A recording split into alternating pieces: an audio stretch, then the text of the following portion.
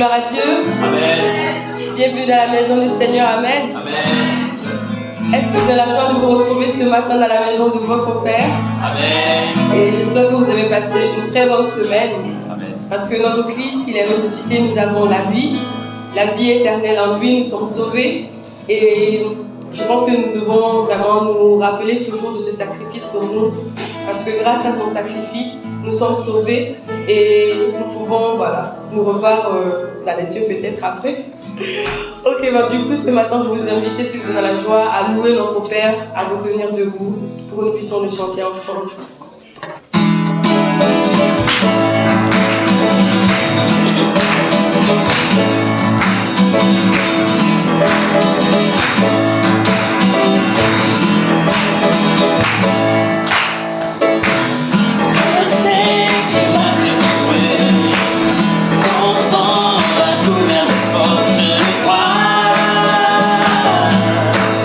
Je crois.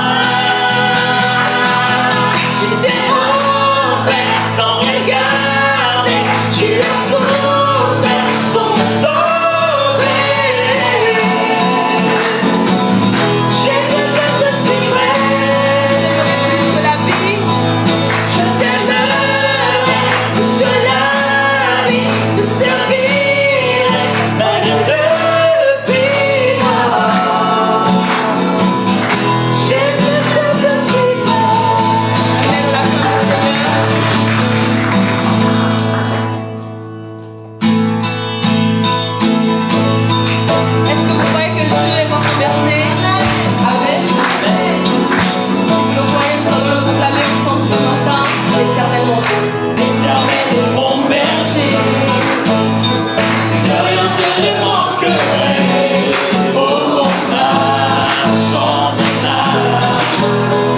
Pas à pas il me conduit. Au bord des eaux calmes je me suis. Oh mon âme, chante mon âme. Toujours le bonheur et la grâce m'accompagneront devant sa face. Dans sa présence, c'est bon de joie, c'est bon de joie.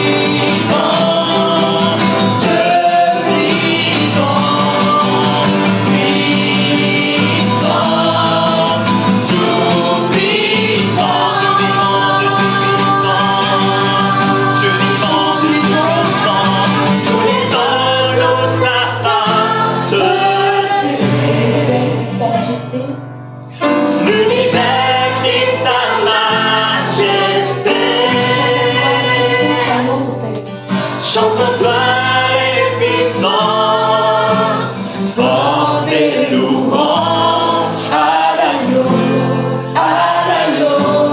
immolé.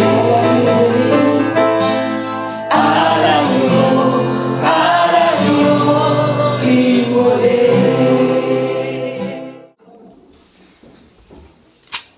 Continuons à méditer la parole du Seigneur. Psaume 135. Louez l'Éternel, louez le nom de l'Éternel. Louez-le, serviteur de l'Éternel, qui vous tenez dans la maison de l'Éternel, dans les parvis de la maison de notre Dieu. Louez l'Éternel car il est bon. Chantez en l'honneur de son nom car il est bon. L'Éternel s'est choisi Jacob, Israël, pour qu'il lui appartienne. Oui, tu sais que l'Éternel est grand, que notre Seigneur surpasse tous les dieux. Tout ce que l'Éternel veut, il le fait, dans les cieux et sur la terre, dans les mers et dans tous les abîmes. Il fait monter les nuages des extrémités de la terre, il produit les éclairs et la pluie. Il tire le vent et de ses trésors. Il a frappé les premiers-nés de l'Égypte, depuis les hommes jusqu'aux animaux. Il a réalisé des signes et des miracles au milieu de toi, Égypte, contre le Pharaon et contre tous ses serviteurs. Il a frappé des nations nombreuses, tué des rois puissants. Sion, le roi de Amoria, Og, le roi de Bassan, et tous les rois de Canaan. Puis il a donné leur pays en héritage à Israël, son peuple. Éternel, ton nom subsiste éternellement. Éternel, ton souvenir dure de génération en génération. Oui, l'Éternel jugera son peuple, et il aura pitié de ses serviteurs. Les idoles des nations, ce n'est que l'argent et de l'or. Elles sont faites par les mains des hommes. Elles ont une bouche, mais elles ne parlent pas. Elles ont des yeux, mais elles ne voient pas. Elles ont des oreilles, mais elles n'entendent pas. Elles n'ont pas de souffle dans leur bouche. Il leur ressemble ce qui les fabrique, tout ce qui se confie en elles. Communauté d'Israël, bénissez l'Éternel. Famille d'Aaron, bénissez l'Éternel. Famille de Lévi, bénissez l'Éternel. Vous qui craignez l'Éternel, bénissez l'Éternel. De Sion, que l'on bénisse l'Éternel qui habite Jérusalem. Louez l'Éternel. Amen. Amen. Seigneur, tu es notre roi, notre Dieu, Seigneur, notre Père, qui nous a aimés, nous aime encore, malgré, Seigneur, notre vie si faible, si infidèle parfois, Seigneur. Seigneur, nous sommes là pour te glorifier, te remercier et te chanter, Seigneur, parce que tu as été notre Dieu, tu nous as choisis, tu nous as aimés, Seigneur, malgré tout, Seigneur. Continue à recevoir la louange, la gloire à travers ton Église, à travers ce culte, et que notre vie t'appartienne à toi, Seigneur, pas à toi seul. Nous sommes là, Seigneur, nous vivons, puisque tu nous as donné la vie, mais nous vivons vraiment pour ta gloire. Nous voulons vivre pour ta gloire seule. Conduis-nous, Seigneur, parle-nous, Seigneur, apaise nos cœurs, donne-nous la paix, la consolation et la force et l'encouragement, Seigneur, pour avancer vers toi, ce Seigneur. Reçois nos louanges, sois glorifié en ce jour. J'ai prié au nom de Christ. Amen. On chante au Seigneur ensemble. Je suis né.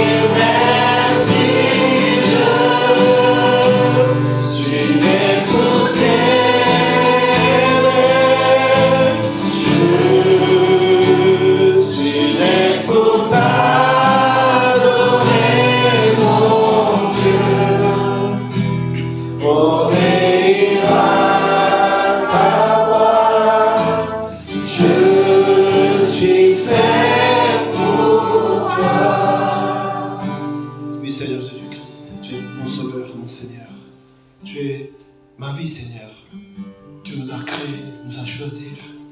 Tu nous as libérés de notre péché, de la peur, de la honte. Et tu nous donnes une vie en toi, une vraie vie, Seigneur, de bonheur et de joie, d'espoir. Et nous, Seigneur, nous voulons regarder, Seigneur, ta face ce matin et te louer, Seigneur, de tout notre cœur, notre âme, et que notre cœur soit encore purifié par ton amour. Remplis la vie de chacun de nous, Seigneur, par ton amour, ta grâce, par ton esprit, Seigneur. Prions ensemble. Alléluia, Seigneur. Alléluia. Merci, Seigneur. Merci pour la vie. Merci pour la croix. Merci pour ton amour. Merci pour la vie de chacun de nous, Seigneur. Alléluia. Alléluia. Alléluia. Alléluia. Alléluia. Alléluia. Alléluia. Alléluia. Alléluia. Alléluia. Alléluia. Alléluia. Que ta parole, ton Saint-Esprit, c'est ton parole, ton Saint-Esprit, nous construis, nous fais ici, Alléluia. Alléluia. Alléluia. Alléluia. Alléluia. Alléluia. Nous voulons prier pour notre pays. Aujourd'hui, donc, c'est l'élection présidentielle. Nous rapportons encore pour les 5 années qui viennent. Beaucoup de choses de la société peuvent changer aussi. Il peut y avoir des conséquences par rapport à cela. Mais nous sommes des enfants de Dieu. Nous croyons en notre Seigneur qui est souverain au-dessus de toutes choses, malgré l'homme qui ne pense pas Dieu et qui planifie les choses. Finalement, ce qui est fait, ce qui est permis, c'est notre Dieu qui prend le contrôle de toutes choses. Amen.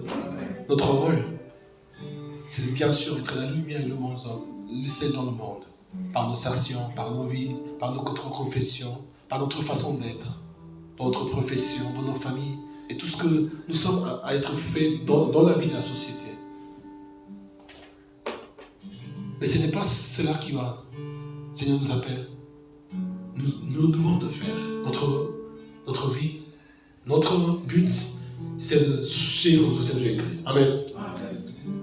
En suivant le Seigneur Jésus-Christ, Seigneur, nous ouvrir les portes pour que nous puissions agir, nous puissions mettre notre vie en sacrifice pour son royaume, sa justice. Et s'il nous faut vraiment aussi agir dans la ville. Nous voulons vraiment bénir la France, prier pour la France, prier cette ville de Lille. Amen. C'est la raison pour laquelle nous devons également déménager, grandir, édifier l'église Seigneur. Si c'est que pour mon salut, pour ma famille, si c'est que entre nous, il n'y a aucune raison de faire grandir encore et encore, comme le levain. Mais la foi en Jésus-Christ, la vie en Jésus-Christ, c'est comme une petite sémence. La graine de moutarde, le plus petit de sémence, mais qui devient un grand arbre, les oiseaux viennent se reposer. À trouver l'ombre, à trouver le fruit, à quoi manger, à quoi se reposer.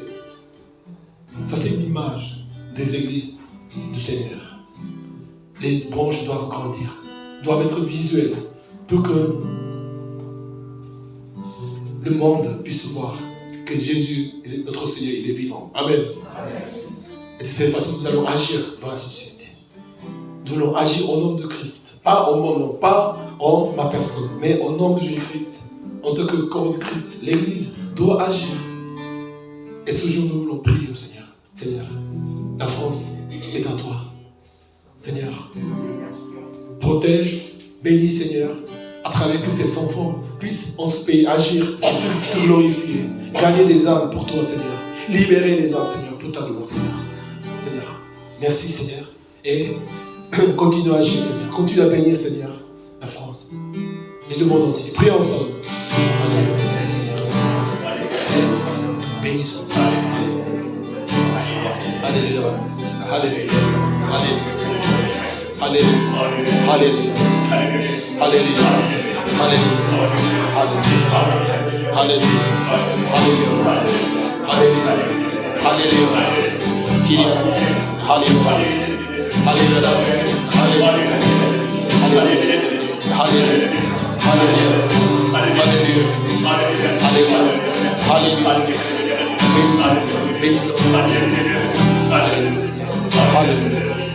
Alléluia. Alléluia. Alléluia. Alléluia. Alléluia. Alléluia. Béni Seigneur ton Jésus. Alléluia.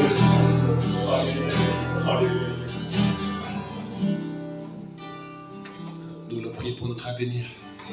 Et nous, les projets, les programmes, les choses que le Seigneur nous a promis d'être vraiment la lumière dans la cité, de gagner la ville, le pays.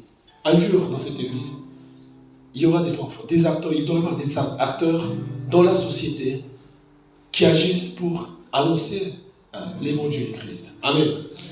Non seulement des évangélisations, mais des personnes formées agissent. D'autres générations qui viendront et qui auront vraiment de l'impact dans la société, ayant un métier, chacun, des politiques, politiciens, même des chefs d'entreprise, avocats, médecins, des associations, des maîtresses, de toutes sortes de métiers, mais qui ont grandi dans la foi du Christ et qui sont capables, qui ont les moyens, les outils. Le Seigneur les forme dans toute leur vie, professionnellement et spirituellement. Et que c'est que nous voulons vraiment poser cette base pour cette église, cette nouvelle église, où vraiment, parce que le monde a besoin de voir l'amour de Jésus-Christ. Amen. La vie n'est pas si sombre que ça. Il n'est pas simplement, il n'y a pas que de mauvaises choses. En Jésus-Christ, nous avons l'espoir. L'espoir en Jésus-Christ. Jésus qui est ressuscité, qui est à la droite du Père, qui intercède pour nous, qui nous encourage. Nous devons continuer à grandir, à désirer ce rêve, et vraiment à former des disciples de Jésus-Christ, à vraiment qu'il loue et glorifie le Seigneur par le Saint-Esprit. On ne sait pas ce que nos enfants et cette église pourraient devenir dans la puissance du Saint-Esprit. Amen. Ça dépasse nos limites, ça dépasse notre imagination. Nous ne serons pas nous Seigneur avec nos capacités, mais nous serons avec le Seigneur avec la foi. Amen. Seigneur, bénis ton église, bénis Seigneur les générations, bénis toutes les personnes, Seigneur. Donne-nous, Seigneur, les outils pour te servir. Nous voulons être ton instrument à toi, Seigneur. Prions ensemble. Alléluia, Seigneur.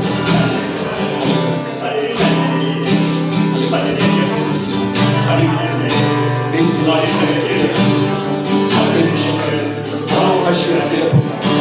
Alléluia. Alléluia.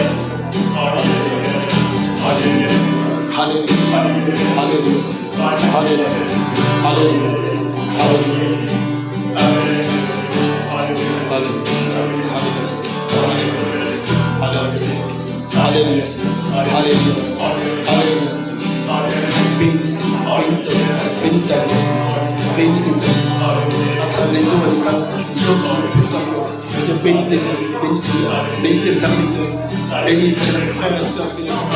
Bénis nos vies, Seigneur, bénis nos enfants, Seigneur, bénis nos familles, Seigneur, bénis tous les Seigneur. Pour prier, Seigneur, de ton royaume, de ta justice, que nous soyons, Seigneur, Seigneur, j'ai prié.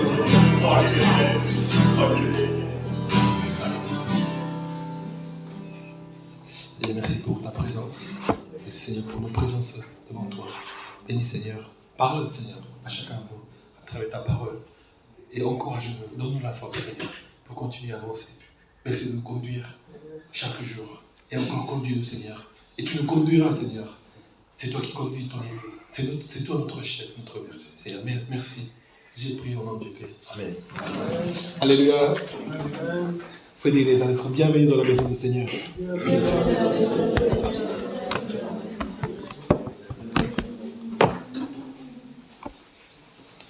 Je suis vraiment désolé par la voix. Et toute la semaine, j'ai eu la voix cassée parce que vraiment, j'ai fait des tests, je ne sais pas le Covid. Mais c'est un moment un peu le froid et le temps qui change. Allez-y, bonne santé. Il faut bien garder sa santé. Hein. Et nous allons voir aujourd'hui donc, les actes.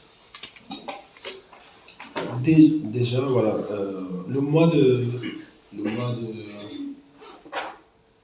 mai, donc, selon la lecture biblique de l'Église que nous lisons ensemble, nous allons commencer à lire les Actes des Apôtres. Nous finissons Jean en cette semaine et nous allons lire l'Acte des Apôtres. Et je vous encourage vraiment à lire les Actes des Apôtres plusieurs fois, à plusieurs lectures dans notre vie quotidienne. Comme le nom du livre ici, c'est les actes. Donc c'est les acteurs, les actions, la mise en pratique de comment nous devons vivre notre vie dans le Seigneur. Le Seigneur est ressuscité. Et après sa résurrection, Jésus est apparu aux disciples pour leur donner une mission, pour leur dire ce que nous allons lire aussi aujourd'hui, en leur donnant des consignes, des paroles qui les conduisent. Finalement, c'est la parole de Dieu qui nous conduit. Amen. Ce n'est pas la pensée. Ce n'est pas la pensée, ma pensée, sa pensée ou nos pensées. C'est toujours la parole de Dieu qui nous conduit. Et nous pouvons voir, vérifier comment la parole de Dieu a conduit ses apôtres, ses disciples et d'autres frères et sœurs des premières églises. Et c'est ce que nous voulons apprendre, les principes spirituels, pour que notre vie ne soit pas ailleurs. Nous prions et nous aimons le Seigneur, nous servons le Seigneur, mais nous devons quand même apprendre à vivre dans le Seigneur, apprendre à vivre, apprendre à servir, apprendre à connaître le Seigneur. Et c'est tout ce qui fait. La parole de Dieu fait son travail. Amen.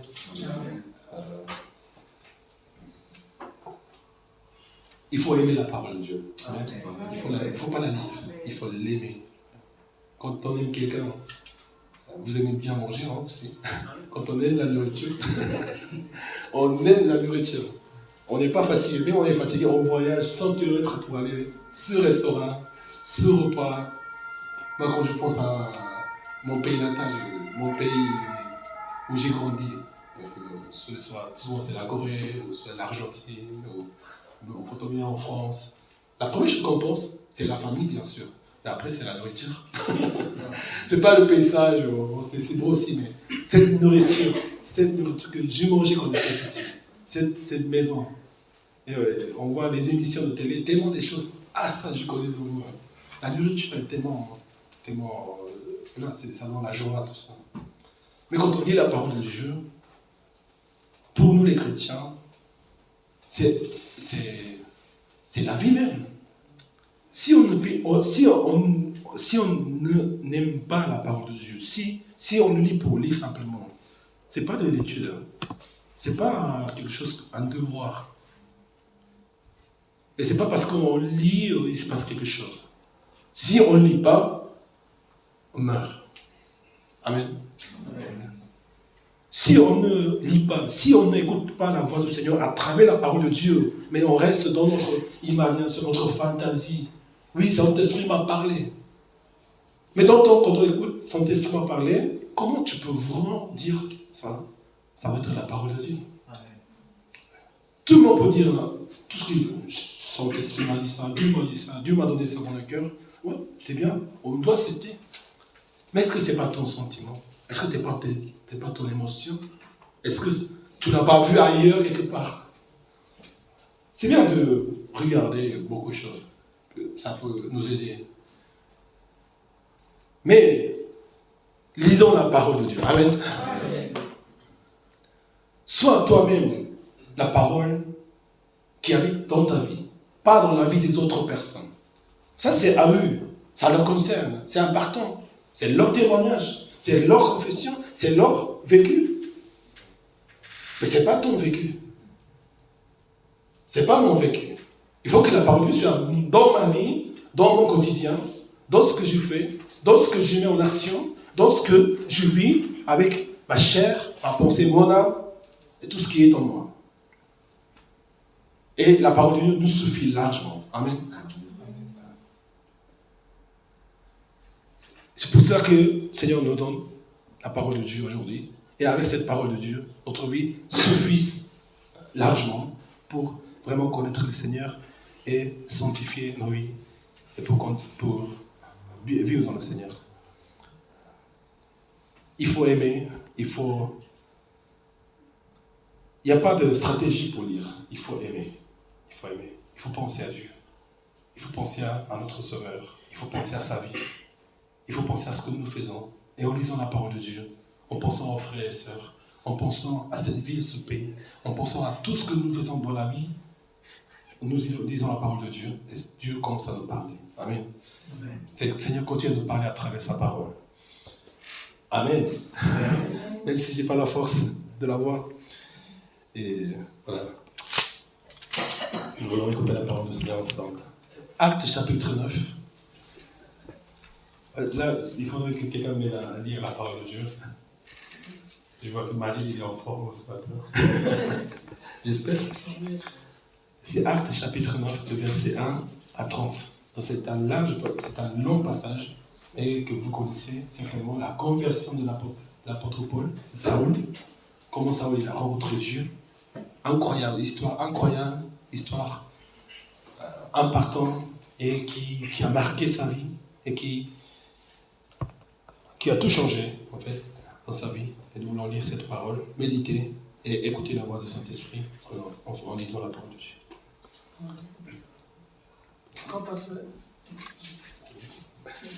Quant à Saül, il respirait toujours la menace et le meurtre contre les disciples du Seigneur.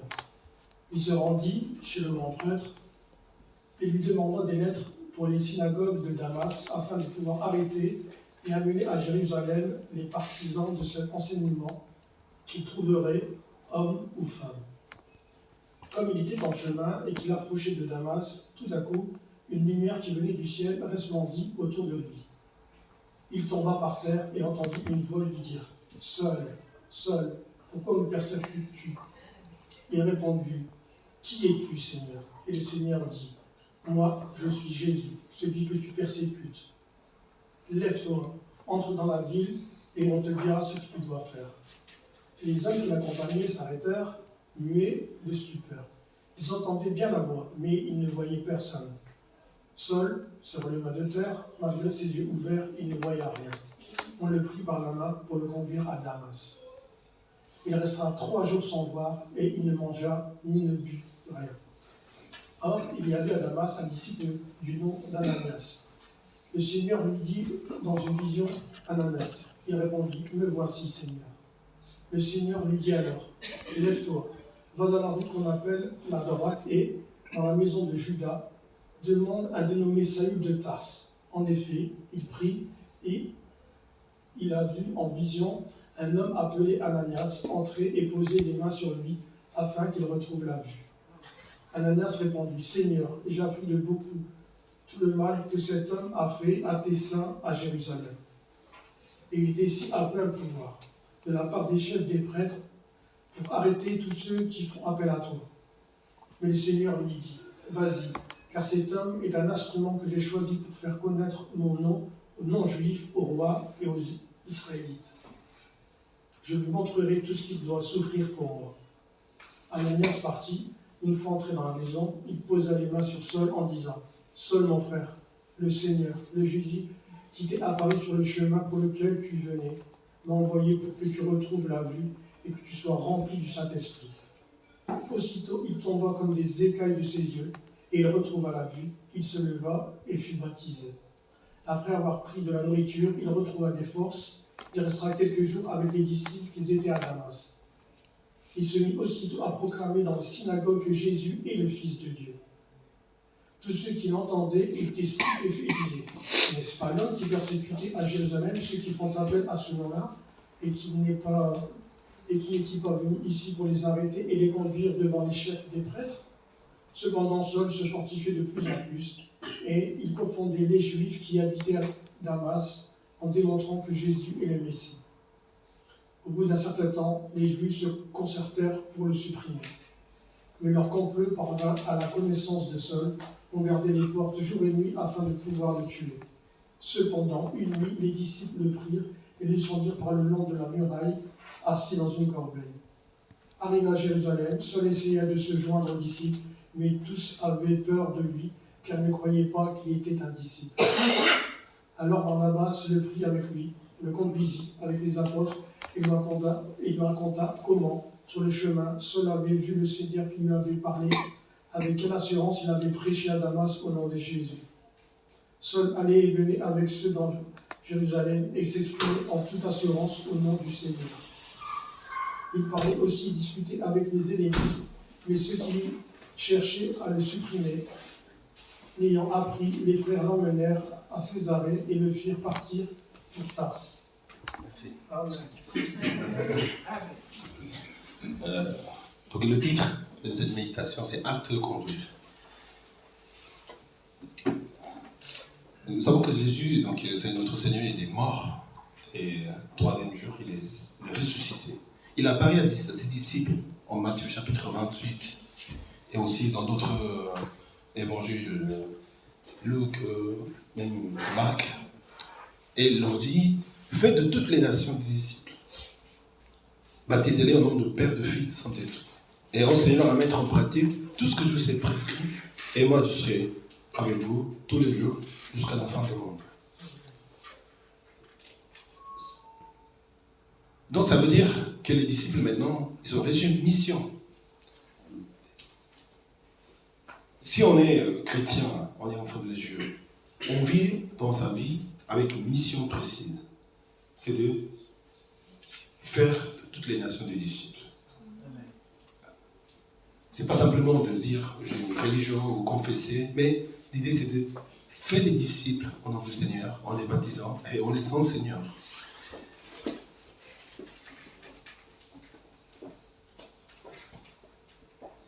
Donc les disciples, ils se sont dit, qu'est-ce qu'on fait? Qu'est-ce qu'on va faire? Ça c'est la mission. Mais quand on va faire cette mission, c'est pas simplement une action très simple. Comment faire une action toutes les... Comment il faut partir dans tous les pays? Il faut faire comment alors? Qu'est-ce que nous devons faire à cet instant-là?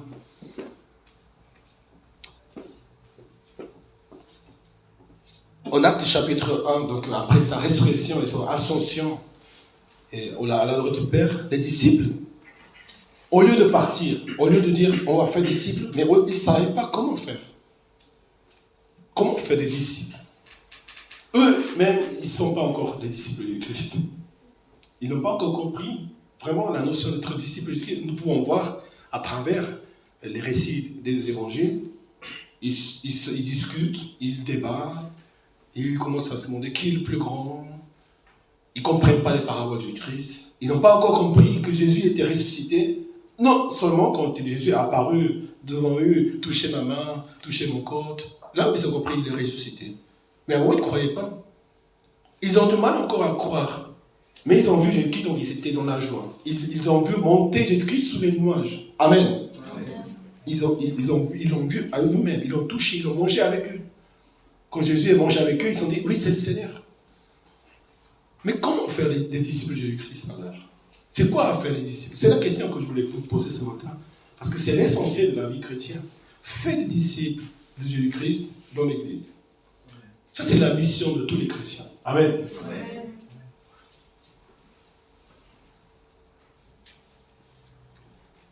Donc, ils ont reçu cette mission. Et tout de suite, ce qu'ils vont faire, c'est d'aller dans la chambre de Marc. Jésus donc leur apparaît, donc Actes chapitre 1, verset 4, alors qu'ils se trouvaient en leur compagnie, avant qu'ils soient montés au ciel. Il leur recommanda de ne pas s'éloigner de Jérusalem. Faites des nations, toutes les nations, des disciples. Mais pour l'instant, vous restez à Jérusalem, vous restez. Donc le Seigneur leur conduit, c'est le manager, c'est le coach. Il va leur expliquer étape par étape comment faire. Et nous également, nous devons comprendre comment nous devons faire des disciples de Jésus-Christ.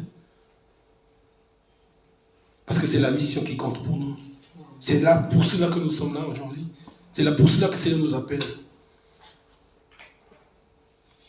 Il recommanda de ne pas s'éloigner de Jérusalem, mais d'attendre ce que le Père avait promis, ce que je vous ai annoncé. Car Jean a baptisé d'eau, mais vous, dans peu de jours, vous serez baptisés de Saint-Esprit. Amen. Ça, c'est la nouvelle naissance de la vie chrétienne en tant qu'enfant de Dieu. Quand on est baptisé Saint-Esprit seulement, on devient un vrai disciple de Christ. Soyons baptisés d'esprit. Amen.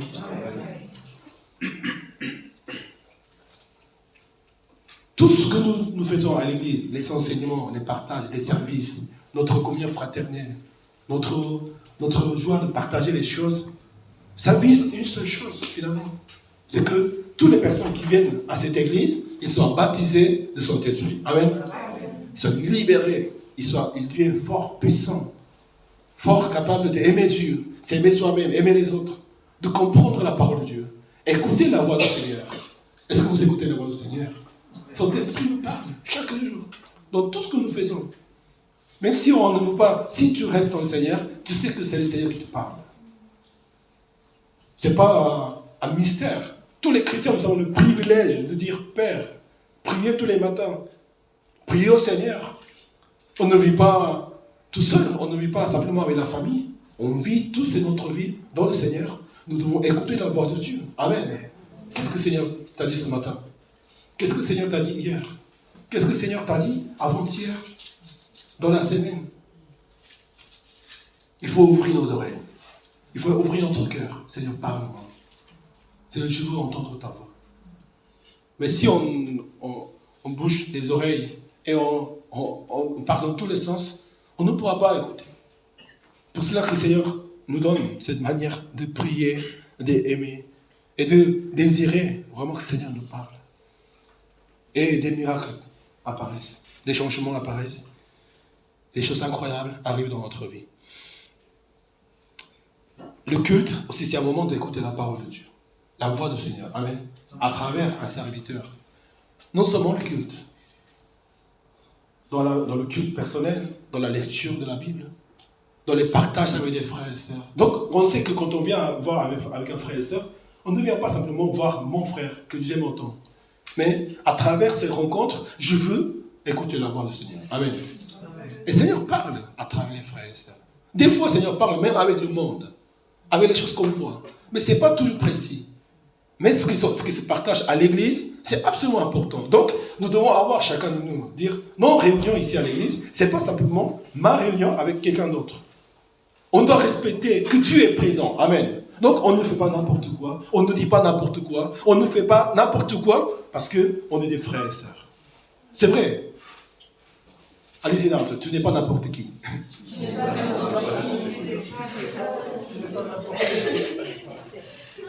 Mais même si on est peu, même si on est faible, notre réunion, il tient du coup.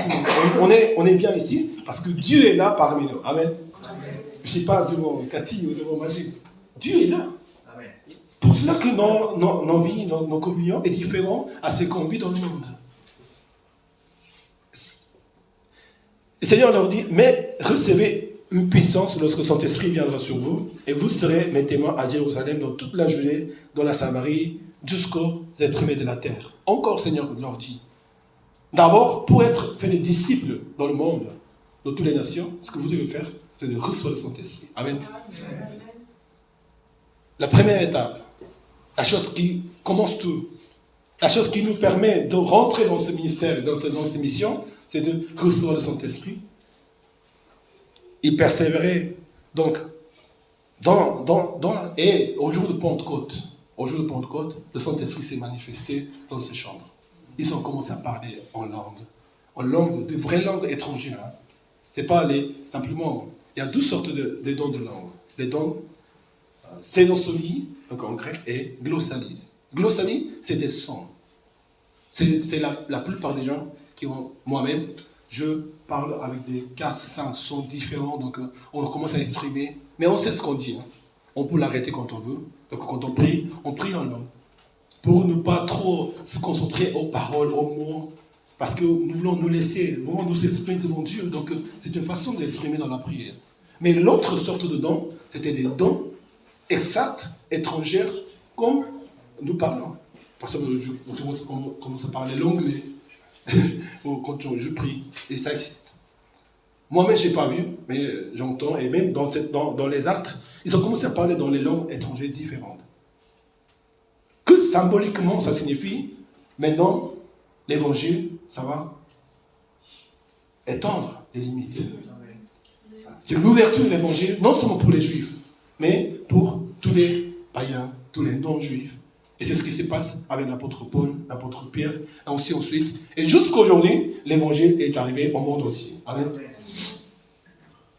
Et quand les églises étaient persécutées à Jérusalem, ils sont tous dispersés parce qu'il y avait une persécution. Parce que sinon, ils allaient tous mourir ou aller dans les prisons. Donc c'est là où ils vont partir dans les autres villages, ils vont aller plus loin, et ils vont vivre la foi en Jésus-Christ et ils vont annoncer l'évangile. Tous les plans de faire des disciples dans toutes les nations, jusqu'au sommet de la terre, c'est déjà prévu et planifié par la main de Dieu. Amen. Dieu est parfait. Ils sont persécutés. Pourquoi les persécuter? On n'y comprend pas. Mais un jour, il se trouve dans un pays lointain. Il doit partir pour s'échapper, pour vivre. Mais c'est là où Dieu les envoie pour qu'ils annoncent l'évangile. Comment je suis arrivé ici aujourd'hui? Comment on est arrivé ici? On ne sait pas. Je suis né en Corée du Sud, j'ai grandi en Argentine. J'ai retourné en Corée. Je suis venu en France. Je suis venu à Lille, hein. Je suis venu à Paris. Paris, c'est la France. Faut pas. On est arrivé à Lille, à Roubaix, à Lyon, à côté de la Belgique. Qui sait?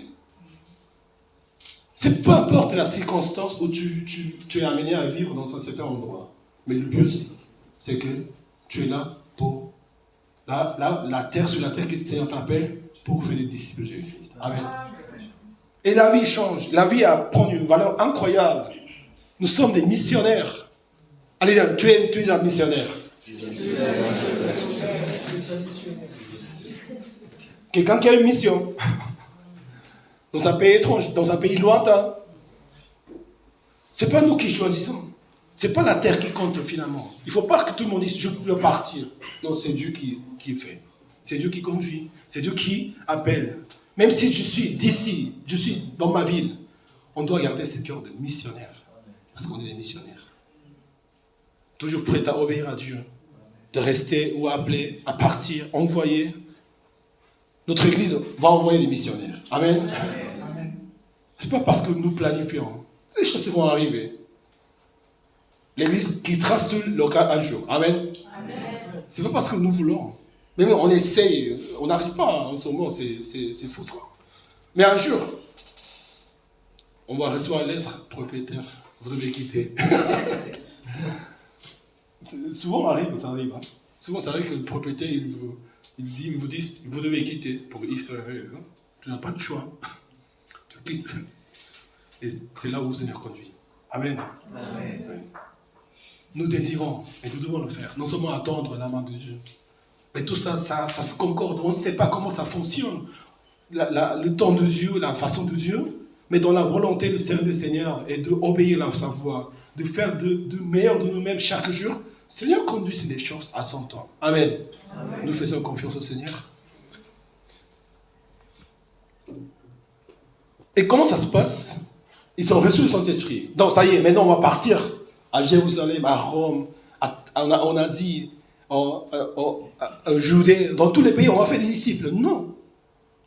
On a reçu le Saint-Esprit. Le feu du Saint-Esprit, il est là. On aime le Seigneur, on sent la puissance, avec un zèle incroyable. Ils aiment le Seigneur. Le jour que tu as rencontré le Seigneur, c'était ça. Je peux tout faire pour le Seigneur. Si je me souviens quand j'étais toujours chrétien, j'ai rencontré le Seigneur, je voulais partir en Afrique. Je ne sais pas, ou en Chine, je ne sais pas, en Corée du Nord. Là où il faut y aller, là où il y a le danger, là où c'est tout le monde dit, là c'est là où il faut aller. En Afrique du Nord, hein, on parle. Ou là où il y a en Amazonie. Tout de suite la pensée, d'où ça vient, je ne sais pas. Parce qu'on a vu beaucoup de films, on a entendu beaucoup de choses. C'est pour ça que des fois, il ne faut pas trop regarder. Parce qu'on s'imagine des choses. Mais les disciples, ils ne sont pas partis. Nulle part. Qu'est-ce qu'ils ont fait? À part avoir reçu son esprit, ils ont vécu la vie dans l'église. Pourquoi faire? Ils disent en Actes chapitre 2, ils persévéraient dans l'enseignement des apôtres. Chapitre 2, verset 42. Dans la communion fraternelle. Dans la fraction du pain et dans les prières. La crainte s'emparait de chacun. Il faisait beaucoup de produits et des signes miraculeux par l'intermédiaire des apôtres. Chaque jour, ils avaient persévérance. Ils se retrouvaient d'un commun accord au temple. Ils rompaient le pain dans les maisons, ils prenaient leur nourriture avec joie et simplicité de cœur. Et le Seigneur ajoutait chaque jour à l'église ce qui était sauvé. On reçoit le message, la mission de Dieu, on reçoit le Saint-Esprit, mais ensuite, c'est la discipline. On apprend à vivre dans le Seigneur. J'ai reçu le Saint-Esprit. Combien de gens ils sont reçus le Saint-Esprit? Ils partent, ils font ce qu'ils veulent. Désordre. Ils disent des choses qui blessent les gens. Il y a des choses qui ne vont pas. Ça, c'est être un chrétien, mais je ne veux pas être un chrétien. Pourquoi on fait des choses, des actions? L'action, c'est les actes, on parle des actes des apôtres. Quels actes des chrétiens nous devons amener dans notre vie? Quel genre d'action nous menons vraiment? Réfléchissons un peu. Est-ce que mon acte, ça parle de Christ? Est-ce que mon acte aide aux gens à croire en Jésus-Christ? Est-ce que mon action, ma décision, ce que j'ai planifié de faire ma vie, est-ce que ça édifie au royaume de Dieu? Ou est-ce que je le fais au nom de Jésus-Christ? Souvent dans la parole, au nom de Jésus-Christ, mais est-ce que ça a vraiment à voir avec la mission de Jésus-Christ? La mission la plus difficile de la vie.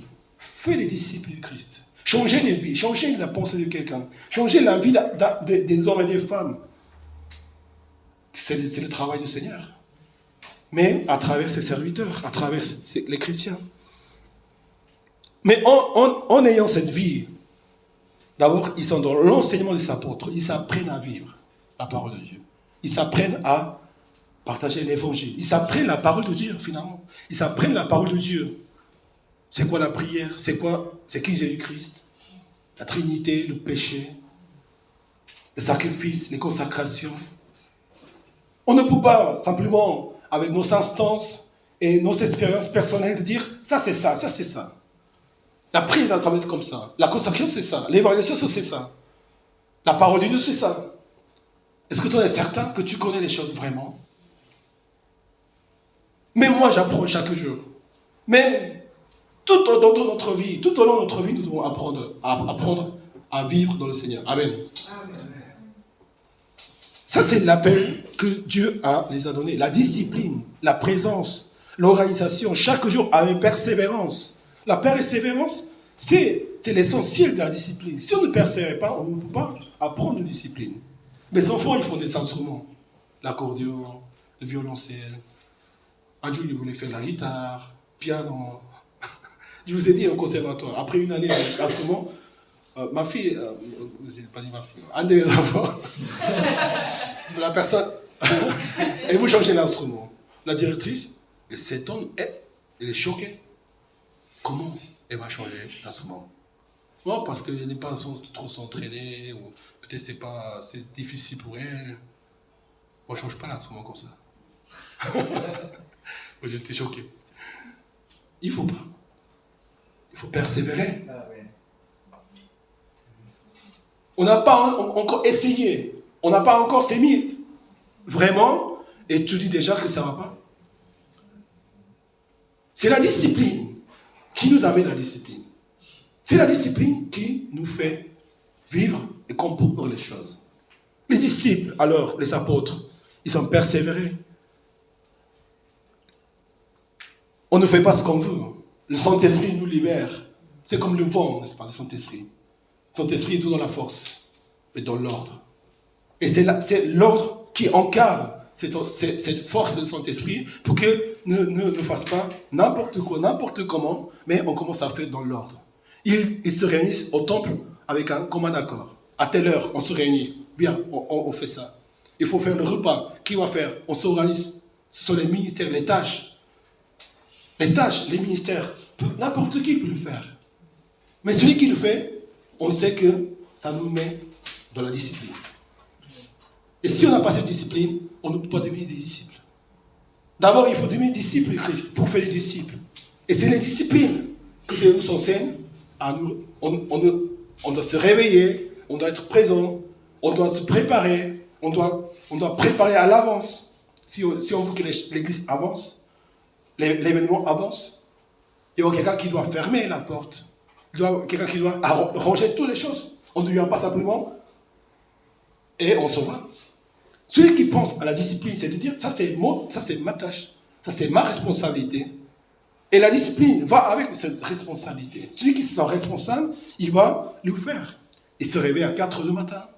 Il se réveille et il dort tard. Et sa vie, elle devient disciplinaire parce qu'elle comprend la valeur et le poids que le Seigneur nous a donné. Le mot discipline, ça veut dire ensemble de lois, d'obligations qui régissent une communauté et destinée à faire régner l'ordre. C'est le règlement.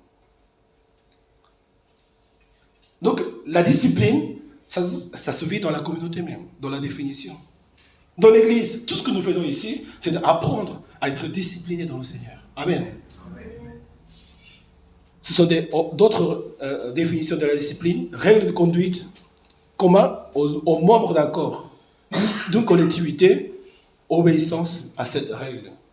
Je l'ai trouvé un peu sur Google, c'est Larousse, c'est des dictionnaires classiques qui donnent ces définitions, ça nous parle vraiment, c'est l'Église. C'est quoi l'Église, le corps de Christ? C'est finalement, on apprend à vivre dans le Seigneur, dans la discipline.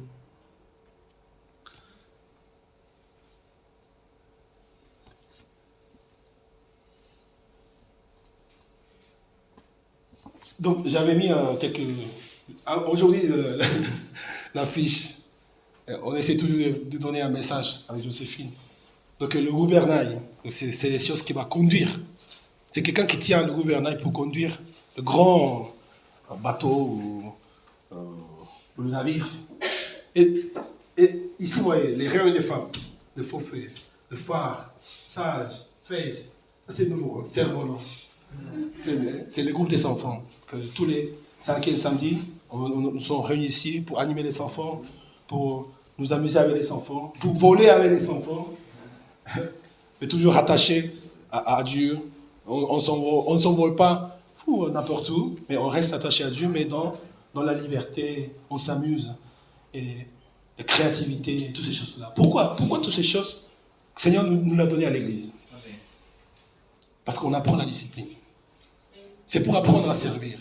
C'est pour apprendre à également la discipline qui signifie on se soumet au règlement d'un certain endroit.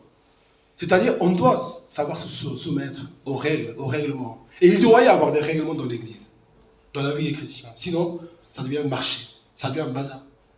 Il y a des blessures, il y a des déchirures. Il se passe beaucoup de choses que nous, les responsables, on ne sait pas. Après, des personnes disparaissent. Pourquoi? Pour quelle raison? On ne sait pas. Parce que chacun a agi sans discipline, sans discernement, sans avoir appris comment on doit vivre dans la vie du Seigneur. Et tout ça, c'est pour nous former en tant que disciples, pour aller faire des disciples. On ne pourra jamais faire des disciples si on n'est pas des disciples. Amen. On ne pourra jamais enseigner la parole de Dieu si on n'est pas dans l'ordre, dans la parole de Dieu. Il faut obéir. Amen. Amen. Quand il y avait le Covid, la chose la plus que j'ai entendue ici, c'était que les restrictions ou les interdictions de sanitaires, ça ne marche pas ici en France. C'est ce que j'ai entendu le plus. Hein. En France, on n'aime pas la discipline. On n'est pas là. Parce que si on voyait les choses en Asie, par exemple, dans mon pays, en Corée, au début, il n'y avait pas de cas, on ne dépassait pas les 10 cas. Alors qu'en France, en Europe, ailleurs, on était dans les 30 000, 10 000. Et on ne voyait pas comment gérer cette question de crise sanitaire. Et ce n'est pas parce qu'il y a raison ou pas, mais la chose la plus que j'ai entendue, c'était qu'en France, ce n'est pas un pays de discipline. On n'aime pas la discipline. Et dans quelque sens, c'est vrai, parce que la discipline, ça nous fait en quelque sorte que je ne dois pas avoir mon opinion, je dois simplement suivre, ou des choses, n'est-ce pas? Ne pas se soumettre au règlement, mais à la valeur de chaque individu. Et c'est vraiment important aussi. Il faut tenir ça. Il ne faut pas simplement le faire sans réfléchir. Il faut savoir pourquoi on fait. Mais quand on est chrétien, on est en France, hein, donc on est béni, on aime la France. Et il y a de la valeur qui surgissent à cause de ces pensées, ces philosophies, ces mentalités. Mais est-ce que la discipline, c'est quelque chose de difficile? Je veux aussi, pourquoi est-ce que la discipline est difficile? Suivre le règlement de quelque chose est difficile? Est-ce que se soumettre à quelque chose est difficile?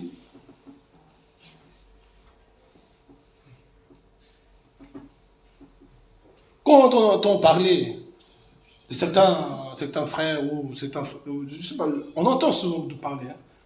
C'est difficile d'obéir à la parole de Dieu.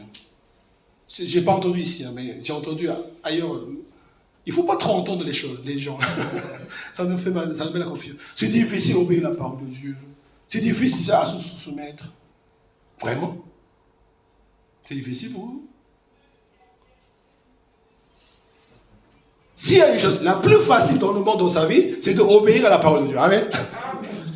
C'est difficile d'obéir. Tu écoutes, tu suis. C'est difficile, il ne faut pas tout suivre hein, dans la vie, dans le monde. Il ne faut pas suivre n'importe qui. Mais on sait. On croit en Dieu. Amen. On aime Dieu. C'est sa parole. C'est son commandement. C'est la vérité. On entend.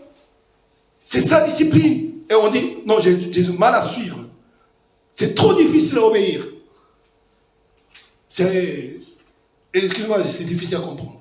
Le plus facile dans le monde, c'est d'obéir à la parole de Dieu. Amen. Devant la parole de Dieu, on ne doit pas réfléchir. On ne doit pas se poser des questions. Pourquoi? Je vois souvent, c'est ça, hein, la question de pourquoi il faut le faire. Et c'est bien de réfléchir. Mais devant Dieu, on ne réfléchit pas. Pourquoi on doit le faire? Non. Comment on doit faire? Oui, on doit réfléchir. Comment mieux faire pour mettre en pratique, appliquer la parole de Dieu dans ma vie? Mais c'est la parole de Dieu. C'est l'amour de Dieu. On doit dire, c'est la chose la plus facile pour les chrétiens. Et nous, qui nous sommes habitués, qui nous sommes déjà des hommes et des femmes, qui se soumettent à Dieu par nature, par le Saint-Esprit, la discipline doit être facile. La discipline, c'est la discipline que nous sommes les experts. Est-ce que vous êtes disciplinaire? Est-ce que vous aimez vous aimez la discipline? Non, je n'aime pas la discipline. Ça, c'est ma vie. Non, personne ne touche. Mais devant Dieu, la discipline, les apôtres, les premières églises, ils ont vécu dans la discipline. Ils ont aimé la discipline. Ils ont fait par leur propre volonté. Ils ont vécu. Ils n'ont même pas pensé à la discipline, mais leur vie devenait chaque jour de plus en plus des disciples de Christ. On entend la voix du Seigneur, on suit, on obéit, on le fait. Dieu ne veut pas simplement que nous obéissons sans réfléchir, ça c'est sûr. Mais vraiment, c'est pas difficile à obéir. Moi, j'ai beaucoup aimé au début de obéir à mon pasteur. J'ai beaucoup aimé. Si j'entendais, oui, je vais faire, oui. C'est pour ça qu'on appelle 8 ans. Oui, 8 ans. Mais souvent, il ne dit pas oui. C'est la raison pour laquelle, oui, devant Dieu, c'est absolument. On ne dit jamais, pourquoi non, Dieu ne dit pas. Mais pourquoi? Non, il n'y a pas ça. C'est toujours oui. On le fait, quoi qu'il arrive, parce que c'est Dieu qui me le dit. Amen. Donc, c'est là où commence ça, avec cette obéissance, cette soumission, et cette discipline qui s'apprend la vie dans le Seigneur. C'est ce que nous devons apprendre pour pouvoir annoncer et faire des disciples.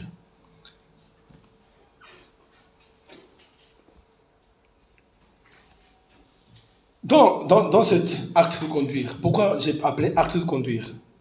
Je viens maintenant au texte de la prédication. Parce que Saül, il était méchant. Il voulait persécuter les chrétiens. Il vivait vraiment complètement une vie à part.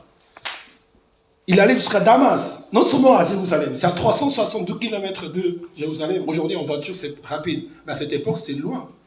Il se prépare. Il a une recommandation pour persécuter les chrétiens. Il s'organise. Il ne va pas n'importe comment. Même dans le monde, on s'organise pour faire quelque chose. Saül, il se prépare avec des lettres, avec des prêtres. Il va aller jusqu'à Damas. Son zèle, sa passion pour faire du mal aux chrétiens. Il ne sait pas pourquoi. Le mal existe. Parce que l'homme est né avec ce péché. Il a persécuté les chrétiens. Il a persécuté les gens. Mais nous voyons dans le texte qu'il persécutait Jésus-Christ. Pourquoi Saül? Pourquoi tu me persécutes? Je n'ai jamais persécuté personne. Mais souvent on a persécuté Jésus-Christ. On a fait semblant de ne pas savoir. Mais on a agi d'une façon de faire des choses contre Dieu.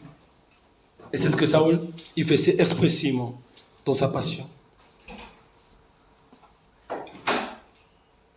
Je vais venir à la conclusion directement, parce que vous connaissez déjà comment l'histoire s'est passée.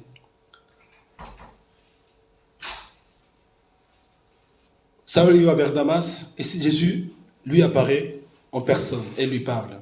Les autres, ils n'ont pas vu, mais lui, il a vu Jésus-Christ. C'est pour ça qu'il est devenu un apôtre. Pour être un apôtre, il fallait voir Jésus-Christ ressuscité. Et Saül, pourquoi tu me persécutes? Il répondit, qui es-tu, Seigneur? Il comprend tout de suite qui est Dieu. Il entend la voix du Seigneur. Il ne sait pas n'importe qui. Pourquoi tu m'appelles? Non. Avec un grand respect. Pourquoi, Seigneur? Qui es-tu? Moi, je suis Jésus, celui qui te persécute. Lève-toi et rentre dans la ville et on te dira ce que tu dois faire. Dieu aime ça. Dieu aime ça. Dieu aime. Et quand Dieu aime, Dieu nous aime, qu'est-ce que le Seigneur a fait? Il nous conduit vers lui. Il se présente devant nous. Au lieu de dire ça, pourquoi tu me persécutes? Tu mourras aujourd'hui. Non. Alors qu'il méritait la mort. Il faisait mal aux chrétiens. Il faisait mal à la famille de Dieu. Il était méchant avec eux. Mais Dieu, au lieu de faire du mal parce qu'il faisait mal aux siens, il dit, je vais te conduire. On a du mal à comprendre cela. Hier, j'ai discuté avec un monsieur dans la porte ouverte. Mais si Dieu est vraiment Dieu, il doit tuer tous les gens qui ont tué son fils. C'est ça le vrai amour. L'amour de l'homme. Si quelqu'un fait mal à mon fils, je dois faire le mal aux gens qui ont fait du mal. Mais Dieu est amour. Vrai amour. Dieu n'est pas de Dieu des vengeances. Parfois dans la vie, il y a des gens qui nous font du mal. Comme Saül était le cas. Mais personne ne doit haïr aux personnes qui nous font mal. Amen. C'est difficile, je sais, c'est difficile. Et je n'ai pas vécu tout ce que vous avez vécu. Mais si on est conscient que Dieu nous a aimés tel que nous sommes, et que la haine, la colère nous amène encore, nous éloigne du Seigneur, ce n'est pas la voie du Seigneur. Pourquoi chercher la justice sur la terre? Est-ce qu'il y a vraiment de justice sur la terre? Est-ce que vraiment tout est clair? Tout est justice, 100%. Combien de personnes, injustement, ils ont été punis? Ils sont dans les prisons. Ils ont subi des choses incroyables, alors qu'ils ne l'ont pas fait. C'était de fraude, mensonge. Ah, qu'est-ce qu'on gagne en cherchant la justice sur la terre et la justice de l'homme? La seule justice, c'est la justice de Dieu. Amen. Amen. Après la vie, après le monde, il viendra juger toutes ces choses. Et pour autant, nous ne voulons pas qu'il y ait de mal sur les autres. Nous devons avoir la compassion, la miséricorde, l'amour envers les autres. Amen. Avec les gens de l'église, avec les gens du monde, avec nos familles. Quelqu'un qui connaît le Seigneur, il sait comment le Seigneur il agit dans notre vie, par amour. Nous méritions vraiment de mourir. Saül méritait de mourir, mais Jésus apparaît et lui dit, pourquoi tu me persécutes? Pourquoi tu le fais? Et il commence à réfléchir, pourquoi j'ai fait ça? Il rentre vraiment dans ces jours de 3 jours, il n'a pas vu, il était aveugle, il était muet. Il reste, il devient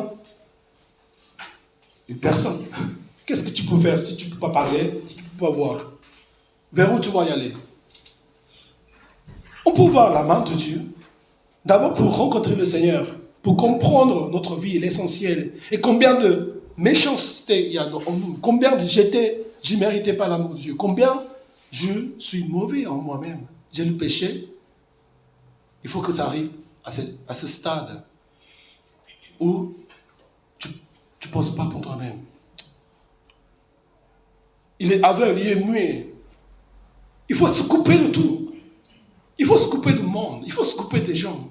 Il faut se mettre devant Dieu, tout simplement, et de prier, et de réfléchir. Pourquoi je fais ça? Pourquoi je vis? Pourquoi l'homme a fait ça? Pourquoi j'ai fait ça? Pourquoi j'ai vécu ça? Pourquoi ça m'arrive des choses comme ça? La seule réponse, c'est Jésus qui nous montre, qui nous donne. Il reste 3 jours sans voir ni manger et ne but rien. Et qu'est-ce qui se passe? Des gens qui avaient à côté de lui. il les conduit à Damas. Qui sont ces gens? On ne sait pas. Ce ne sont pas des chrétiens. Ce ne sont pas ses serviteurs. Ce sont des gens qui étaient avec lui dans son voyage à Damas. Il voyageait quelque part avec eux. Dieu met des gens dans notre vie pour nous conduire. Amen. Parfois, des gens qui n'ont rien à voir avec Dieu, n'ont rien à voir avec les églises, n'ont rien à voir avec le nom de Dieu. Mais à travers quelqu'un, on vient à l'église. Amen. À travers quelqu'un, on vient à la parole de Dieu. Par hasard, il n'y a pas d'hasard. C'est le plan de Dieu pour nous conduire. Dieu est le berger de notre vie. Amen. C'est de lui de nous conduire vers lui. Et Saül était conduit à Damas, à quelque part, on ne sait pas où, il allait persécuter les chrétiens, mais il est allé dans un endroit qui s'appelle la rue droite. Donc à la droite de la rue, de quelque part, exact, précis, et Dieu envoie Ananias maintenant. Dans cette histoire incroyable de l'apôtre Paul, de sa conversion, c'est là où nous voulons arriver. De voir des gens à côté de... Pour que l'apôtre Paul devienne Paul, vraiment un Paul, un missionnaire incroyable, un homme de Dieu, un vrai de Dieu, il y a eu des gens qui l'ont conduit. Des gens anonymes, des gens non chrétiens même. Il fait partie du plan de Dieu. Ensuite, Ananias, un homme extraordinaire, reconnu par toute l'assemblée. Quand vous lisez Actes chapitre 9, lisez également Actes chapitre 22. Dans son témoignage, il explique encore mieux qui était Ananias, comment il était, comment il a vu Jésus-Christ. Ananias, un homme pur, fidèle à la loi. Fidèle à la loi, donc ça veut dire qu'il est discipliné dans son église, avec des chrétiens, et estimé de tous les juifs qui résidaient à Damas. Ça, c'est le vrai témoignage des disciples. Tout le monde voit, lui, c'est un disciple de Jésus-Christ. Amen. Le monde doit voir, tout le monde doit voir, pas seulement moi, je suis disciple de Jésus-Christ, ça n'a aucune importance. Les autres doivent voir que tu es un disciple de Jésus-Christ. Amen. Ton témoignage doit avoir de l'impact aux autres. C'est pas pour montrer, hein. Il ne faut pas faire pour montrer. Mais tout le monde sait quand même, lui. Comment on le sait qu'il est un disciple? Il est toujours fidèle. Il est toujours là. Il est toujours oui. Il se soumet. Il aime la discipline. Il aime l'obéissance.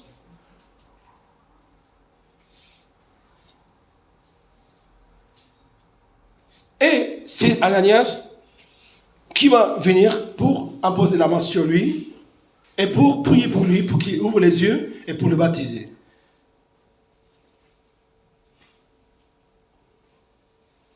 Pourquoi tarder? Lève-toi, sois baptisé et lave tes péchés, et en faisant appel au nom du Seigneur.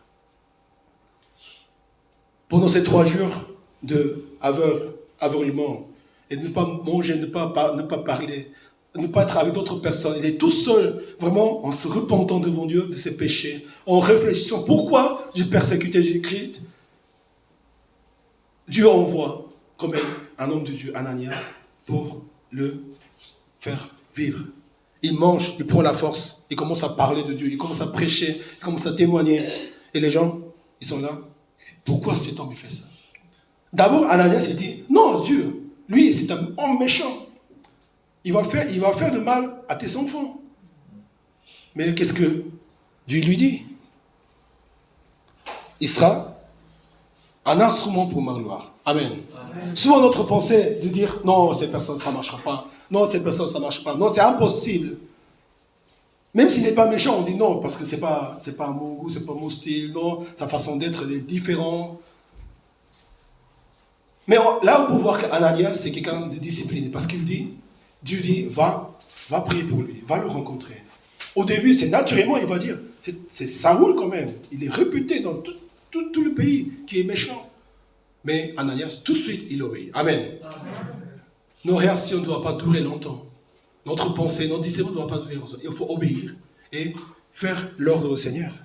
Parce que c'est Dieu qui a décidé.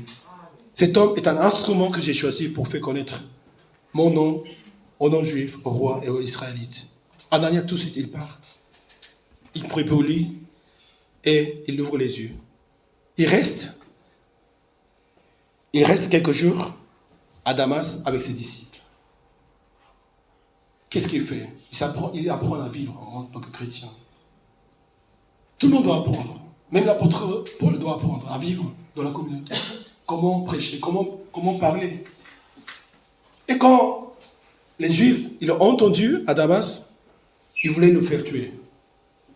Et les frères et sœurs, ils l'ont fait descendre dans sa corbeille les murailles de la ville pour qu'il s'échappe à Jérusalem. S'il n'y a pas eu ses frères et sœurs, s'il n'y a pas eu ces hommes d'abord qui l'ont amené à Damas, s'il n'y a pas eu Ananias que Dieu a envoyé, comme ça a été pour nous, Dieu a envoyé des hommes envers nous. S'il n'y a pas eu ses frères et sœurs qui l'ont descendu de corbeille, Saül, c'est fini. Il n'y a pas eu cette histoire extraordinaire. Des gens quand même qui ont conduit Paul, qui ont conduit Saül pour le mystère de Christ. Et ce n'est pas fini encore. Quand il va à Jérusalem, encore il est persécuté. Parce qu'il prêche comment il a rencontré Jésus-Christ. Quand il arrive à Jérusalem, Saül essaya de joindre aux disciples. Verset 26. Il essaye. Mais tout le monde a peur de Saül. Oh, celui-là, il était méchant avec nous. Donc, ils ont le cœur un peu amer. Hein? Il n'y a pas de compassion, il n'y a pas de miséricorde. Alors que, mais c'est tout à fait normal. Parce qu'il était de cette façon. Il essayait de joindre ses disciples, mais tous avaient peur de lui, car ils ne croyaient pas qu'il était un disciple. Alors, Barnabas, un homme, un des disciples, qui avait reçu le cœur du Seigneur, il le conduit vers lui.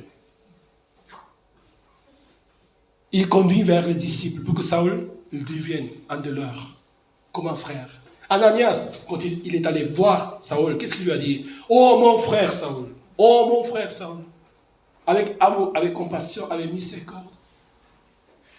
Tous les enfants de Dieu, chaque frère et sœur, que nous sommes ici ce matin, nous sommes des frères bien aimés de Dieu. Amen. Amen. Chaque frère, chaque sœur, vous êtes importants, vous êtes précieux. Il n'y a personne qui est moins considéré que d'autres. Même Saül, tellement méchant, il a été aimé de Dieu et des autres. C'est l'amour qui règne. C'est par l'amour que nous servons les uns les autres. Nous devons vraiment aimer et montrer. Et la chose la plus importante encore, c'est de conduire. Barnabas est conduit, Saül, envers la communauté des disciples. Il a là encore exprimé, il va prêcher, il va annoncer l'évangile. Et encore, les gens ils cherchaient à le supprimer. L'un a pris, les frères les menèrent à Césarée et le firent partir pour Tarse. Encore les frères, ils le protègent, ils les conduisent. C'est l'acte que le Seigneur nous appelle à être aujourd'hui dans notre église aussi. Nous sommes là pour conduire les autres. Amen. Nous sommes là, nous sommes conduisons, faisons des disciples. Moi, je dois enseigner, je dois dire ça, je dois montrer lui, être exemple. Donc, s'il n'y a pas de disciples dans l'église, c'est la faute de qui? C'est ma faute. Il n'y a pas de vrais disciples. Parce que normalement, s'il y a des disciples, il doit y avoir des disciples. Et vous êtes des disciples de Christ. Ce n'est pas non plus que, ah oui, grâce à moi, vous êtes des disciples. Rien de tout ça. Le rôle que nous devons avoir en tant que responsables et de conducteurs et des enfants de Dieu, c'est de les conduire vers le Christ. Amen. De conduire et Dieu fait son travail. Il faut laisser. Il ne faut pas dominer sur les gens. Il ne faut pas être dépendant des gens. Saül n'a pas été dépendant d'Ananias ni de Barnabas. Ils ont fait leur rôle de conduire vers le Christ. Peut-être ça prend un peu de temps, mais il faut les conduire. Mais une fois que vous êtes conduit, vous devez conduire d'autres personnes. Amen. Amen. Il ne faut pas attendre simplement conduis-moi. Continue à conduire. Non. Il faut d'abord discipline, apprendre, se soumettre. Laisser se conduire par les gens que Dieu nous envoie. Nous devons apprendre. Mais une fois que tu as maturité, tu deviens forte et tu comprends la vie des disciples, maintenant tu dois conduire les autres. Et juste devant la porte avec le Seigneur, juste devant la rencontre avec le Seigneur. Après on laisse. Après il doit marcher tout seul. Nous devons tous suivre le Seigneur pour conduire d'autres personnes jusqu'aux extrémités de la terre. Fais des disciples. C'est de les conduire simplement par ton humilité, par tes consécrations. Qu'est-ce que le Seigneur avait dit à Ananias quand il avait... Pourquoi? Et le Seigneur lui dit, parce que je montrerai tout ce qu'il doit souffrir pour moi. Ça, c'est l'appel de Dieu. Jésus lui dit, Ananias, tu dois lui montrer tout ce qu'il doit souffrir. Il va devenir apôtre Paul. Il y a la souffrance, il y a des sacrifices, il y a des consécrations quand on sert quelqu'un.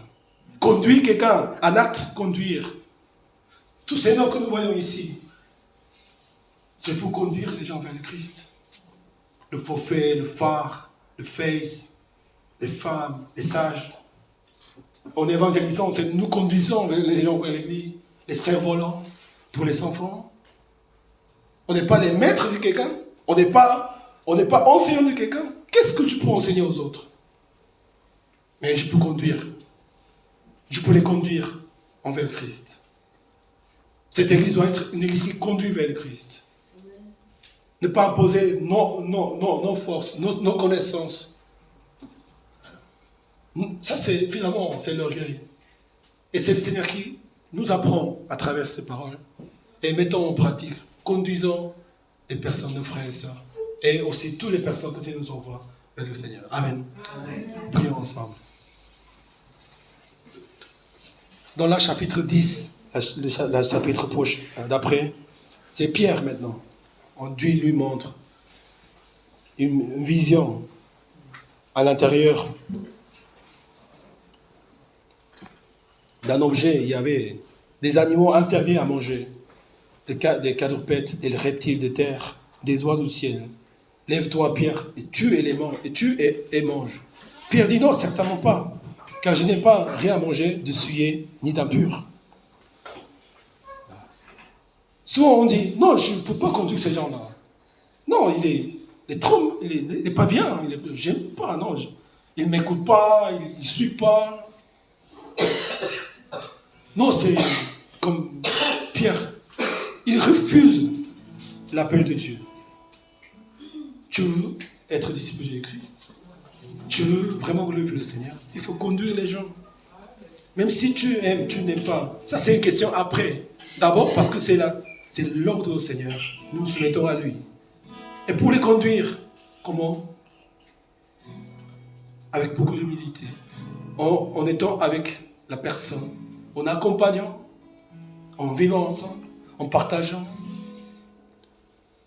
Non pas imposer nos pensées sur la personne. Mais transmettre ce que le Seigneur nous a donné simplement. Ananias, ce qu'il fait, c'est ça. C'est lui transmettre les paroles que Dieu leur avait données dans son cœur. Pour bénir Paul. Conduire une personne, c'est de bénir la personne.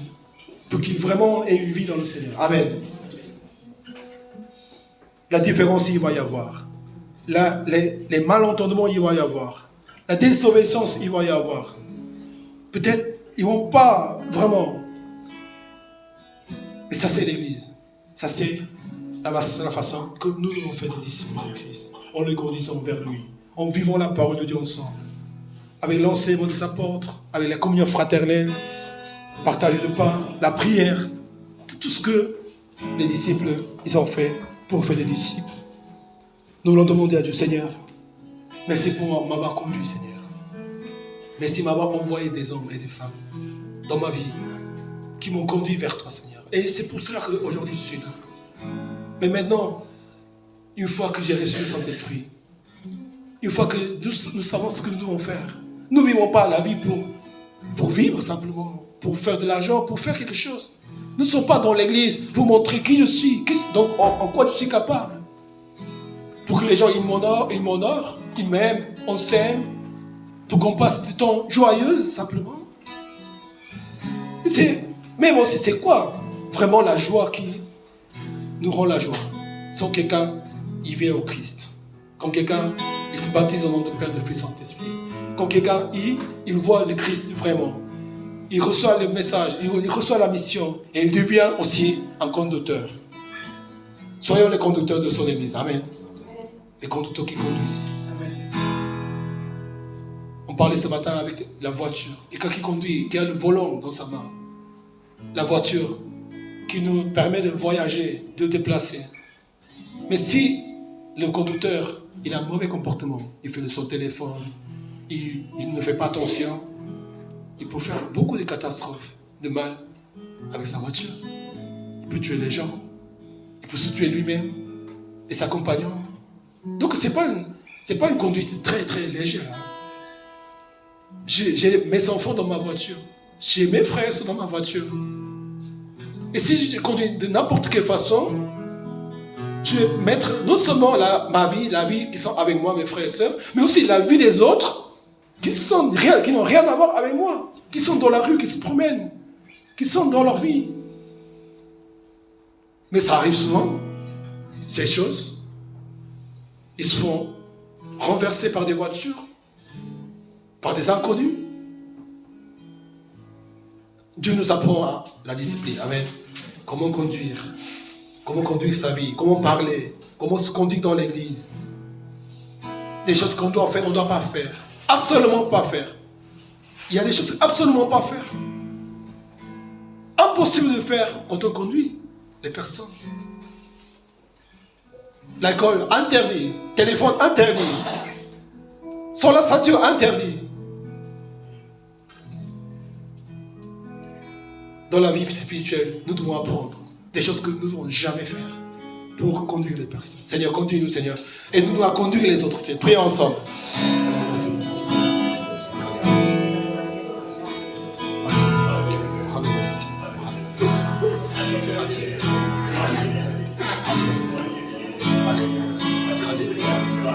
Alléluia. Oh, merci Seigneur. Apprends-nous, Seigneur. Vraiment, Seigneur, nous avons un cœur, Seigneur, conduis-nous, Seigneur. Que tu puisses nous parler, Seigneur.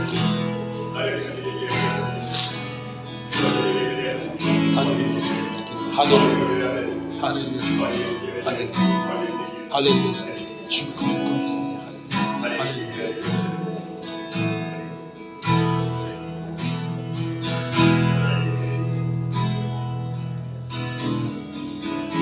Ce matin, ce qui est à cœur en entendant la parole de Dieu, et de dire, Seigneur, je veux que tu me conduises ma vie. Parce que je ne peux pas, Seigneur. Et je veux que tu m'apprends à être discipliné. Que j'apprends ta discipline avec ton église, avec tes frères et sœurs. Apprendre ta parole, à vivre en toi, à vivre ma vie, Seigneur. Et même dans la société, à vivre en tant qu'enfant de Dieu pour vraiment faire du bien et de conduire les autres aussi. Vous pouvez vous lever de votre place, ceux qui ont le cœur, de donner sa vie au Seigneur, de laisser conduire par Saint-Esprit. Seigneur, conduis mes frères et sœurs, conduis ma vie, Seigneur. Je t'accepte, Seigneur, en tant que mon sauveur, mon Seigneur. C'est la chose d'abord que ça doit arriver. Tu dois rencontrer ton sauveur, ton Seigneur. Tu dois recevoir son esprit et tu dois apprendre la vie dans le Seigneur pour pouvoir faire des disciples, pour pouvoir conduire les autres. Amen. Seigneur, conduis-nous, Seigneur. Prions ensemble. Alléluia. Bénis, Seigneur. Bénis la vie de mes frères. Bénis, Seigneur. Bénis, Seigneur, mes frères. Bénis chacun de nous, Seigneur. Bénis ma vie, Seigneur. Croyons en toi, Seigneur. Oui, Seigneur. Alléluia. Alléluia. Alléluia. Alléluia.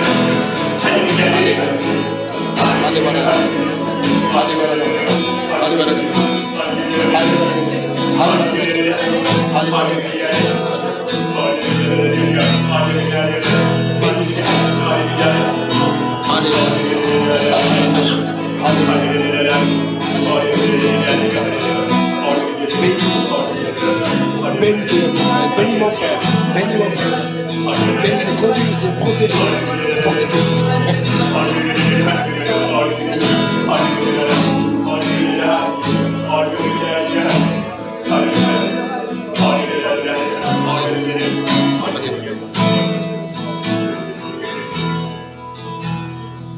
Vous pouvez prendre place, nous allons louer le Seigneur en offrant ceux qui ont préparé ce moment, ceux qui ont préparé l'offrande.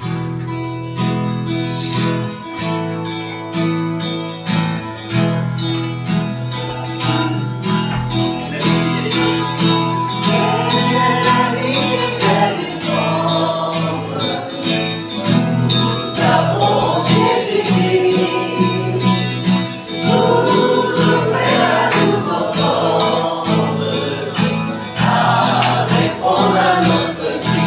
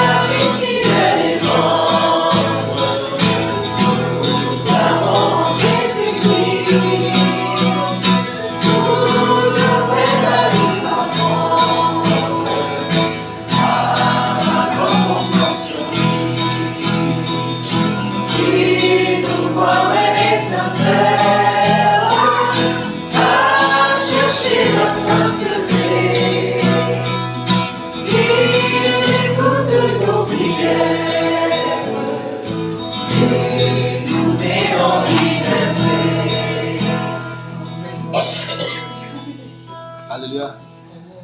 Hier, nous avons fait donc les portes ouvertes, les portes ouvertes, journée des portes ouvertes, donc JPO. Voilà. Il y a eu beaucoup de photos aussi. Je pense qu'on peut voir la semaine prochaine. C'était vraiment, vraiment bien. Nous pouvons applaudir au Seigneur et à tous les frères et sœurs.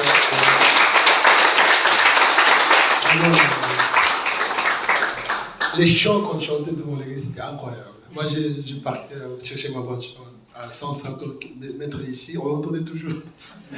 Et une dame avec sa fille qui habitait dans 2 rues proches d'après, elle est venue parce qu'elle entendait les chants. Et les chants tellement joyeuses, parce qu'aujourd'hui, il n'y a pas, sauf les festivals, les fêtes de musique, on n'entend pas la musique. Après, nous, on est dans l'église, donc on ne peut pas faire ça n'importe où, n'importe comment, mais en entendant ces chants, et je pense qu'on a apporté la joie et vraiment remercier au Seigneur. Nous allons faire tous les mois. Il y avait de la famille qui était venue, des gens qui étaient venus, et on a parlé ensemble, des enfants ensemble. Et c'était vraiment un moment très très béni. Merci à Seigneur pour les portes ouvertes et continuons à glorifier le Seigneur à travers cette journée. Amen. Merci pour les crêpes, les grâces, les galettes. Il y en a encore des crêpes que ça me goûter encore. Et c'était vraiment. Tous ils ont dit que c'était meilleur qu'un restaurant. Donc, je sais pas. À volonté, tout est offert. Vraiment merci pour les frères et sœurs pour ces journées. Et donc, ce samedi qui vient, donc, c'est la journée des enfants. Et donc, il y a des enfants à 14h ici, avec l'équipe d'école dimanche. Et on a l'idée de l'image de nos enfants, vraiment, le futur de nos enfants. C'est l'épreuve pour les enfants, c'est très important. Donc, c'est déjà par rapport aux enfants qui sont là présents, donc on a des programmes. Donc, si vous pensez à quelques enfants qui ne sont pas de l'église, mais que le programme ne peut pas être adapté peut-être. Donc il faudrait parler avec ma femme, que je dis, et puis avec toute l'équipe de dimanche, parce qu'on ne peut pas faire des programmes adaptés à tout le monde. Il faut savoir que quand ils viennent ici, ils apprennent à vivre le Seigneur, et, parce qu'ils sont à l'école et tout. Et l'église, c'est différent.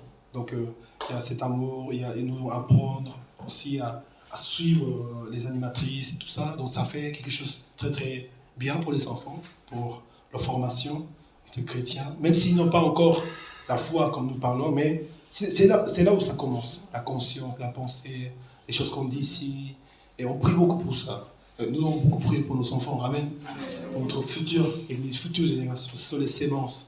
Et l'image de cerf-volant, c'est venu un peu avec le symbole que ça a été mis ici, le cerf-volant. Le nom cerf-volant, peut-être ça peut changer, mais vous savez, à Berck, il y a des festivals cerfs-volants, incroyable. Voilà. Ce matin, j'ai découvert ça. C'est un peu loin, et j'ai fait un peu la pub de la région dimanche prochain, donc c'est le festival même.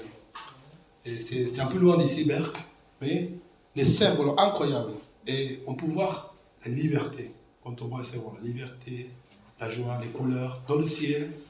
Ils volent, mais ils ne partent pas, parce qu'ils sont attachés. C'est ce que nous voulons aussi, que nos enfants soient libres. L'église, ce n'est pas là où on vient pour obliger nos enfants. Moi, j'ai vécu mon enfance parce que j'étais fils de pasteur. Mais c'est ça ce qui m'a aidé aussi dans ma formation. Mais je pense que les enfants, ils doivent vraiment s'amuser dans l'église, être libres eux-mêmes, savoir discerner, mais non pas en étant par des contraintes. Donc un peu comme le cerf-volant, mais toujours attachés au sol, à l'église, à la parole de Dieu, à la famille. Mais ils peuvent faire tout ce qu'ils veulent dans le monde. On ne peut pas les interdire de sortir, de ne pas voir des choses. Mais toujours en restant attachés à l'amour de Dieu. Amen. Donc c'est pour ça qu'on a mis cerf-volant. Donc toutes ces réunions existent. Je vous invite fortement à participer, parce qu'on apprend tellement de choses avec des frères et sœurs. Ce n'est pas le programme qui fait de soi-même, mais c'est chaque rencontre. Donc, à partir du mois de mai, donc le 1er mai, c'est Forfait. 12e samedi, c'est Phare. 3e, c'est les femmes et sages. 4e, c'est les portes ouvertes. Et quand il y a les 5e samedi, il y a le cerf-volant. Face, c'est tous les lundis. dans Vision et on fait un repas convivial ici tous les 12 mois. Et toutes ces choses, ça fait que nous marchons vraiment pour conduire les uns les autres. Merci Seigneur. Merci Seigneur. Incroyable. On va remplir encore. Que le Seigneur bénisse vraiment à chaque chose pour nous conduire. Et c'est, en plus, c'est pas moi qui conduis les réunions. C'est des gens formés à l'église que nous préparons. Nous prions, nous jeûnons aussi pour cela. Et nous préparons avec beaucoup de précision. Et pour vraiment quand même remercier à chaque personne qui s'occupe de réunions. Et que le Seigneur nous a formés à l'église après 3-4 ans de formation et qui continue même encore. Merci Seigneur. Et voilà, le baptême le 8 mai, donc notre sœur Cathy et Daniel. Merci de prier pour eux, pour ce jour. C'est dans 2 dimanches, c'est ça? Dans 2 dimanches, oui. Donc ce jour-là, nous allons manger. Il y a la liste que vous pouvez vous inscrire, aussi de noter si vous avez amené à cœur d'amener un plat et de voir avec Sonia qui organise le repas. Que ce jour, c'est un grand jour encore et merci d'être présent. Si il y a des invités, il faut nous prévenir parce qu'il y aura apparemment pas mal de gens qu'on va bien organiser tout ça.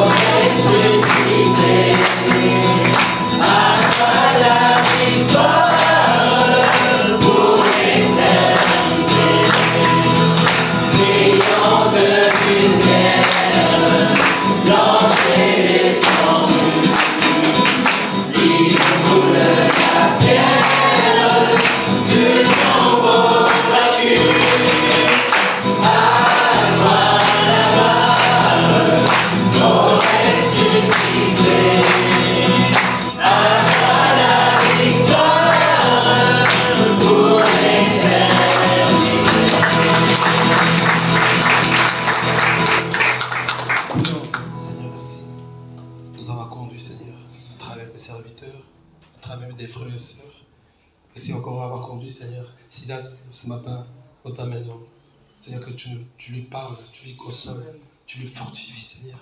Qu'il dise, Seigneur, vraiment la vie, la joie, l'espoir en toi, Seigneur. Merci, Seigneur, nous faire des disciples à toi, apprendre à vivre en toi, avec des frères et sœurs, dans la communion fraternelle, chaque jour nous réunir, Seigneur, et de prier en ton nom, afin que nous puissions vraiment conduire les gens comme il faut, comme tu désires, Seigneur, comme tu nous as conduits, avec ton amour, ta compassion, ton humilité, Seigneur. On jamais nous imposer quelque chose, mais en souffrant pour nous, Seigneur. Nous voulons, Seigneur, nous sommes là pour souffrir pour les autres. Seigneur, pardonne nos enfants, nos péchés. Vraiment, apprends-nous à vivre, Seigneur, en toi. Et que ton Église, Seigneur, puisse, Seigneur, être à toi, Seigneur, simplement. Seigneur, garde-nous dans la semaine et de continuer à penser aux autres, à toutes les personnes que nous allons rencontrer à travers notre témoignage et notre vie et en toi, que nous puissions les conduire de quelque manière, Seigneur, vers toi, Seigneur. Bénis, Seigneur, nos enfants, nos familles, et te rendre grâce, Seigneur, pour toutes choses. Maintenant que la grâce de notre Seigneur Jésus-Christ, que l'amour de notre Père et la communion de Saint-Esprit soient avec vous tous. Amen. Glorifiez le Seigneur, applaudissez le Seigneur.